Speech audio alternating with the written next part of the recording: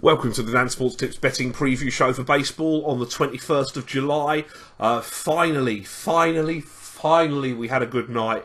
It's a shame that the Pittsburgh Pirates let us down on what was our biggest bet of the day. However, we are now 60 points up on the season. We made over 50 points last night, despite losing 18 points on the one game. That's more like it.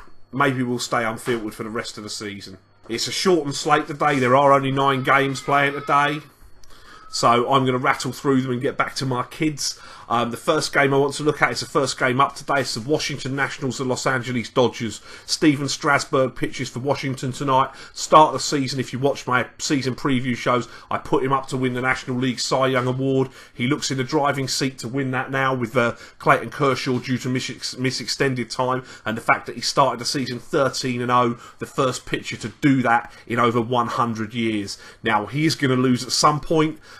He's yet to see the Dodgers this year. However, they aren't an elite offense. They've got a rookie starter in opposition in Urias. I would expect that today is not the day he's going to lose. Urias was solid against Washington when he faced them 3 starts ago. He pitched 5 innings, allowed in 2 runs. But you'd have to look at this game, say the advantage appears to be with Washington on the hill and at the plate. And anything above even money looks value to me on a run line. And Washington is at 11-10 with Bet365. So we will play Washington -1.5 to beat the Los Angeles Dodgers today. The St. Louis Cardinals will complete their series at home to the San Diego Padres today. Adam Wainwright is up for St. Louis. He has been looking more and more like his old self as we've progressed through the season. The Padres do not win often at Busch Stadium. Wainwright comes into this game off of a shutout against the Marlins the last time on the hill. He's 4-1 with a 2.27 ERA his last 7 starts. Andrew Cashner pitches for the Friars. He is 0-4 with a 7.83 ERA in 6 starts on the road for the Padres this season. He was good in his only start against the Cardinals, pitching 6 innings, allowing 1 earned run back in April. That was at Petco Park, though, the pitcher's paradise. His 5.05 ERA and the fact that the Padres will face a good righty and are much more proficient hitting left-handed pitching makes this a solid-looking play at around even money as well today. The Baltimore Orioles and the New York Yankees, I think they're finishing their series today as well. Very good-looking conditions for hitters at Yankee Stadium today. A number of Baltimore bats do have excellent numbers against the suddenly struggling CC Sabathia, and Chris Tillman will pitch for Baltimore. He has excelled for the Orioles this year, particularly in divisional games, but he has started to allow the long ball a little bit in a correction of what was an unsustainable fly ball to home run percentage early on in the season. The Yankees do have a number of switch hitters that hit better left-handed. The park is suited to left-handed power. The Orioles will be missing a couple of bats due to injury and illness, but I still think this game will get over the number. It's at 8.5 the total. We'll play over 8.5 runs, and we will play Adam Jones, who has 3 home runs off of CC Sabathia, to hit a home run, and Baltimore to win this game at 13-2 with Paddy Power as well.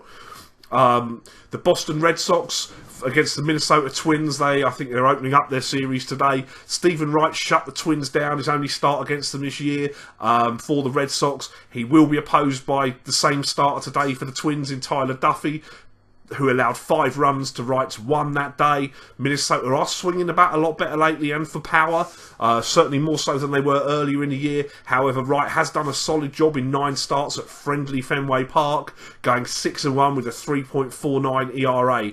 Duffy has been very good the last 5 starts for the Twins as well. While I think there are runs in this game, the line of 10 does make me a touch nervous. As you know, both pitchers have been pitching well, and if one of them turns up, it puts a lot of pressure on the other team. That being said, I think that around even money Boston on the run line is probably worth a play, so we will play Boston on the run line. The Oakland Athletics will host the Tampa Bay Rays, fresh off back-to-back road wins, having lost, 12 in a row, I think it was, on the road before they won the last 2 games of the series against Colorado. Sonny Gray is up for Oakland. He has pitched fairly well without getting results, often due to a lack of run support since he came back from his injury and his stint on the disabled list.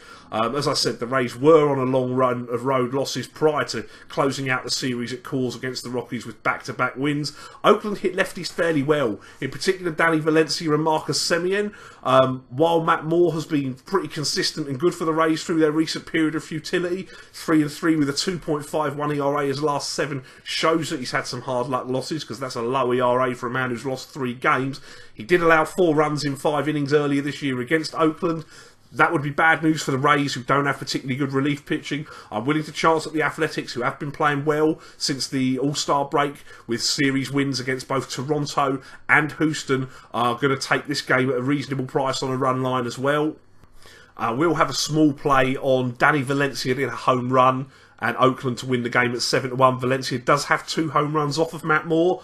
I don't know that I think that price fairly reflects the fact that we will be watching a game in a very picture-friendly ballpark today, so I'm not going to go nuts with that, but I think it's worth a play. Now, there's a lot of games today look like they're going to have runs in them, and the totals are quite high. Some of them will go over, some of them may not. I'm particularly looking at the Yankees game, the Red Sox game, the White Sox game, and the Colorado game as games with runs. I can certainly make strong cases for runs with ballparks, weather conditions, power in the lineups, etc. I do also have sort of little doubts in each of them why some of them could go under.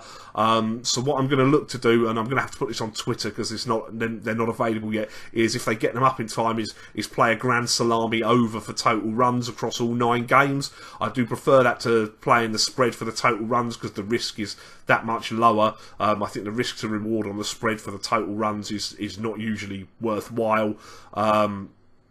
But if they don't put a salami up, then I'll have to put the spread up. But keep an eye on Twitter. We'll see what we put up. As it's not posted, as I say, I'll have to tweet that. So those are the plays for today. Best of luck if you are having a play today. Play ball.